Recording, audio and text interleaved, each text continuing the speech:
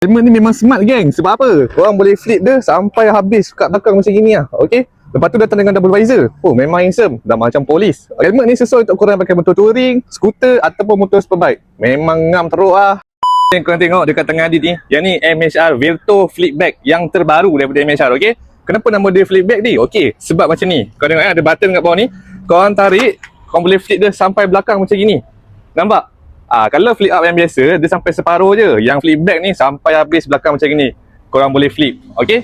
So korang tengok daripada dalam, padding memang lembut, selesa. Korang boleh cabut, boleh buka kiri kanan atas. Nak cuci senang, nak masuk bluetooth pun senang. Okay? Datang dengan tali clip lah. Macam gini. Tali clip dia pun besi korang boleh tengok. Memang kualiti memang baik. Okay? Lepas tu datang dengan double visor. Nampak? Handsome babe. Kalau korang flip ke belakang, turun double visor, turun visor pun dah okey dah. Kalau nak jalan jauh, korang turunkan ni, korang angkat visor dulu, korang turunkan ni, nampak? Tu jadi full face. Okey? Kita panggil helmet flipback. Kalau brand-brand lain tu harga dah 1000 lebih, 2000, tapi untuk MHR Verto ni harga dia bawah 100 je. Memang cheap-cheap. Untuk MHR Verto flipback ni kita ada 6 color, okey? Oh sorry, kita ada 3 design dan 3 plain. Macam yang dipegang ni warna kuning. Black yellow. Kita ada lagi warna black grey macam ni dan juga black red macam ni. Ni semua sama.